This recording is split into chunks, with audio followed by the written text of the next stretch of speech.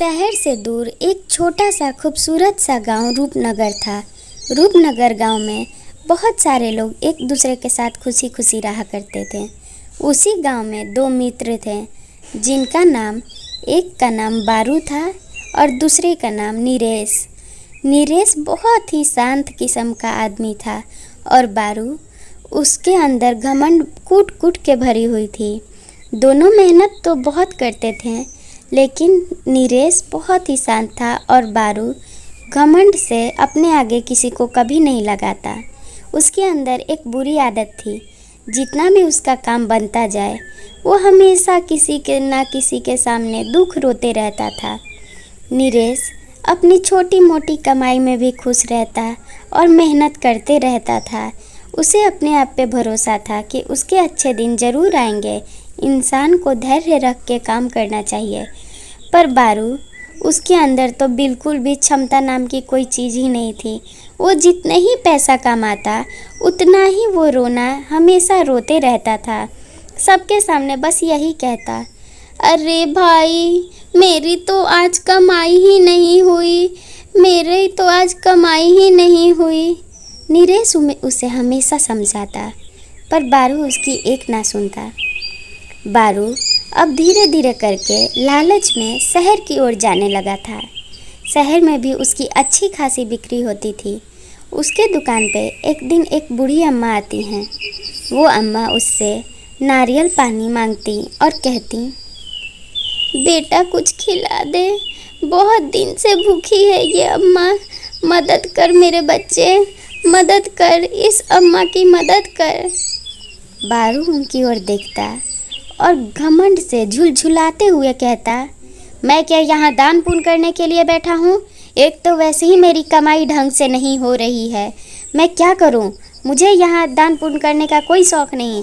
जाओ यहाँ से, पैसे लेकर आना, फिर मेरी दुकान पे आना। चल निकल बुढ़िया यहाँ से। बूढ़ी अम्मा नाराज़ होकर वहाँ से चली जाती। बारू घर लौटता और कहता, देखो तुम कुछ खाने में बनाई हो? उसकी पत्नी कहती, देखो जी, आप बाहर से आते हो तो ऐसे चिड़चिड़ापन में मत आया करो, हमारे घर की सारी धन नष्ट हो जाएगी। हमारे पास जितने भी पैसे आते हैं हमें उसमें खुश रहना चाहिए। बारू कहता, ज़्यादा दिमाग मत चलाओ तुम, बाहर जाके जब कमाओगी तब पता चलेगा। घर बैठे तो बहुत बोली निकलती है तुम्हारी, बोलती बंद करो और चुपचाप मुझे खाना ला के दो, वरना अभी एक चपेट लगाऊंगा मैं यहीं पे तुम्हें, गुस्सा मत दिलाओ। इधर नीरेश हर रोज़ की तरह अपनी दुकान के लिए अपनी डालियाँ की तैयारियाँ कर रहा था।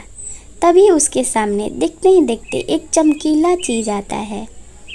चमकीला चीज़ थोड़ी देर के बाद वो नीरेश जब ध्यान देता तो धीरे धीरे करके वो वहाँ से गायब होने लगता और उसके सामने एक अम्मा खड़ी हो जाती। वो अम्मा से कहता, अरे अम्मा, आप इस गरीब के कुटिया में कैसे आ गई? आपको कोई डाली चाहिए? आप मुझे बता देती। इतने बुढ़ापे में आप थक गई होंगी मेरे घर आने में, मैं कल दुकान खोलता तो आ जाती। अम्मा हाथ उठाती और उसके सामने बहुत सारी डालियाँ भर जाती। नीरेश को तो यकीन ही नहीं होता।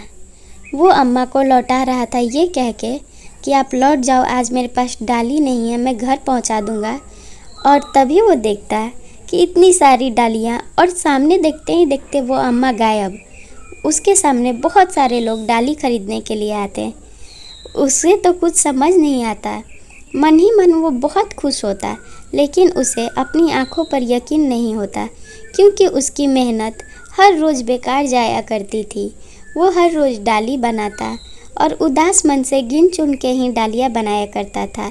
उसके धंधे में अचानक बढ़ोतरी आ जाती और इधर बारू को बुरा लगने लगता। नदी के किनार पे जाके वो रोते हुए कहता, ये नीरेश की इतनी कमाई कैसे हो गई? नदी में से एक औरत निकलती और कहती, तुम्हारे साथ अगर अच्छा हो तब भी तुम्हें रोना रहता है, और तुम्हारे मित्र के साथ जब अच्छा हो तब भी तुम्हें रोना रहता है। तुम्हें तो समझना चाहिए कि तुम जो करते हो वो पेड़ द्वारा दिए गए फल हैं, बस तुम उसे ले जाके शहर में बेच देते हो। पर नीरज तुम्हारा मित्र अपनी मेहनत से वो डालियाँ बनाता है और उसे बेचता है, फिर भी उसकी बिक्री नहीं होती। उतने में ही वो खुश रहता है और इतने दिनों बाद जब उसकी किस्मत बदली है और सब्र का फल मिला है तो तुम्हें तो खुश होना चाहिए उसके मित्र होने के नाते। वो हर रोज़ तुम्हें समझाता है, तुम्हारे अच्छे समय हो या बुरे समय हो नीरज तुम्हारा कभी साथ नहीं छोड़ता। पर तुम उससे क्यों जल रहे हो? उसकी इसमें क्या गलती है? थोड़ी देर बारू सोचता और उसे अंदर ही अंदर शर्म आने लगती। नदी में से वो औरत एक अलग ही रोशनी लेके अपनी आंखों में बारू को समझाए जा रही थी। अब बारू को समझ आ जाती और वो अपनी गलतियों को मान लेता। वो कहता, देखो मैं अपनी गलती मानता हूँ, मुझे अब सब कुछ समझ आ गया। नीरज मुझे हर रोज़ समझाता था, मेरी तो बिक्री उसके दुकान के बगल में ही बैठे बहुत सारी हो जाया करती थी नारियल पानी, और उसकी दिन भर में एक आध डालियाँ ही बिकती थी। फिर भी वो बहुत ही शांति से रहता था और बिल्कुल घबराता नहीं था।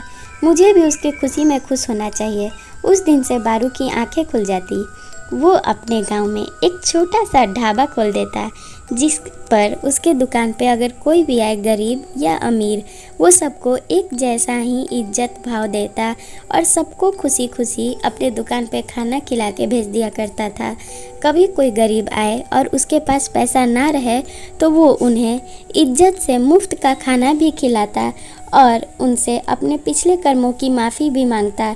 गांव वाले बारू के इस स्वभाव पे बहुत खुश हो गए थे और वहीं उसका मित्र नीरज भी अपने दोस्त पे बहुत खुशी से गर्व से सबकी तारीफ़ करता और कहता, ये मेरा मित्र बारू है जो कि अपनी गलतियों से सीख के आगे बढ़ा है और उसे सुधार की है, ना कि उल्टा अपनी गलतियों को नहीं माना है।